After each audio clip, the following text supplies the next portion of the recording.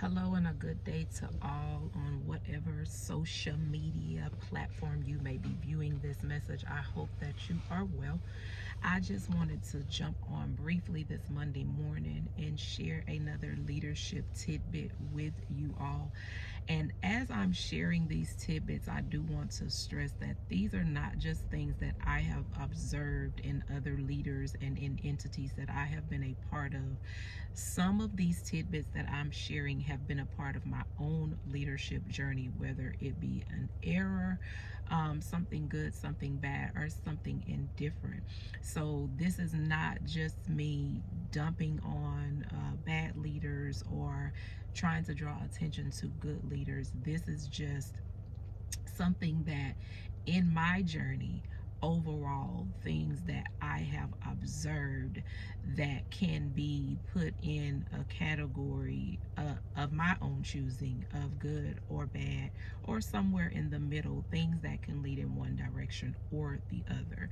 So I just wanted to make that clear, because I'm a leader, a natural born leader, and as I've said on previous videos, none of us are perfect. And the leadership journey, as we're here living on this earth, will never be perfected. We are striving for perfection and we try to be the best that we can. And that is our goal. So today I wanted to share with you about building your team as a leader, and just one simple thing that I wanted to share. When building your team, I have found that it works better when we have a team of people around us who have different personalities, who have different perspectives, who have different viewpoints. That is when the team um, will blossom. I feel like if the team can become cohesive and be respective of one another's differences. I feel personally that when we as leaders build teams of people who are just like us, it's because we have one thing for sure: control issues.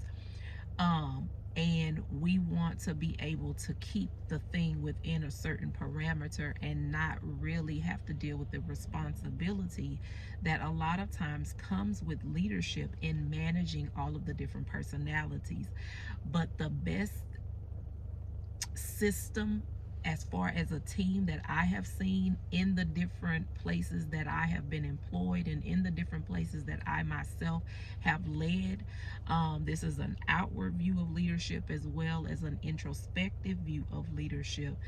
The best teams, in my opinion, have been those where you had a rigid and controlling person, but you also had that person on the team that was wild and fancy free. You had the person that is very proactive and gets things done ahead of time, but you also have the person that is reactive, because in a situation that's tense and you need answers right now, it may not be the proactive who can think on a dime, who can turn on a dime, who can get it done right now, but it will be that spontaneous person, that person who is more reactive, that will get you out of the bind.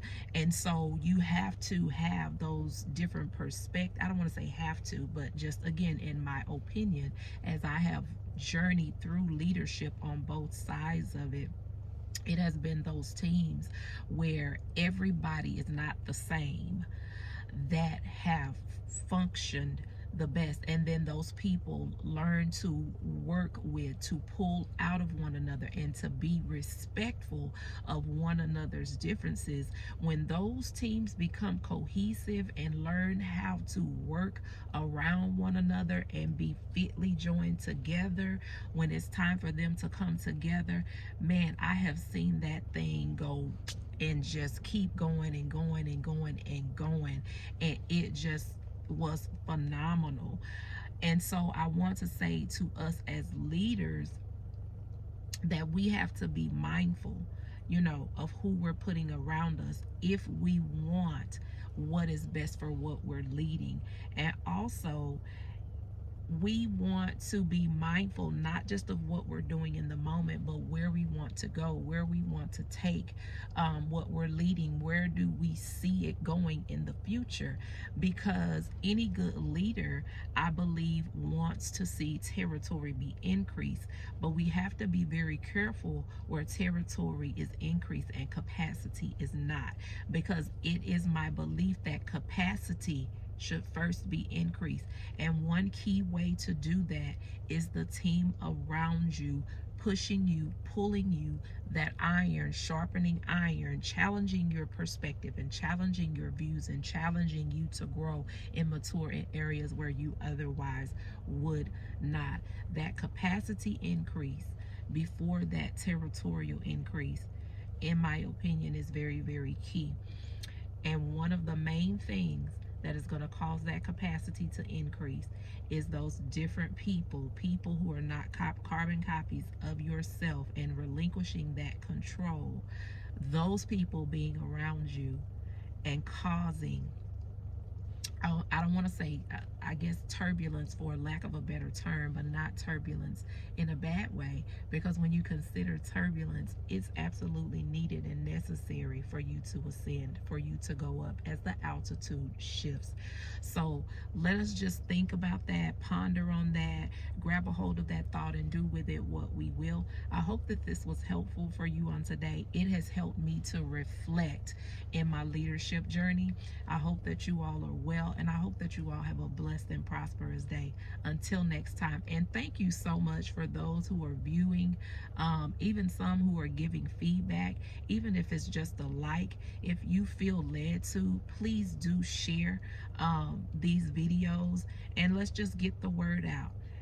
It doesn't hurt, and it's free to do. It doesn't cost us anything.